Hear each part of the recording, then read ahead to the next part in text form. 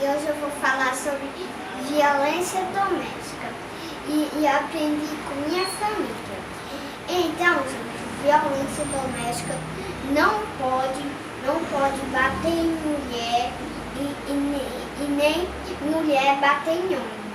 Porque também é violência doméstica que eu tô falando, que é pra gente entender que tem muitas pessoas que batem em homem e tem muitas pessoas que batem em mulheres. Então, gente, a gente tem que aprender violência doméstica. É muito criminal, gente. Porque bater em uma mulher pode até bater e matar uma pessoa. E isso é crime, gente.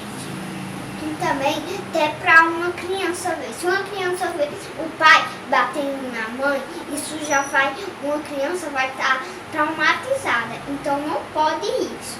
E, gente, tem que aprender sobre violência doméstica.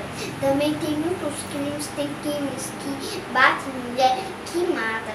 A gente não pode fazer mal a ninguém, gente. Tem que ser do bem e acreditar em Deus. Que a força de Deus é tão poderosa, gente, que a gente tem que aprender a conviver no mundo e a gente tem que aprender o que é certo, não o que é errado.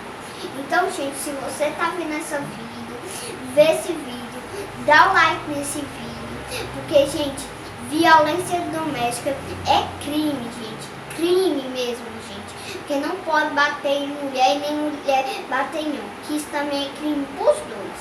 Então, gente, se vocês verem esse vídeo, dá o like e segue nesse vídeo.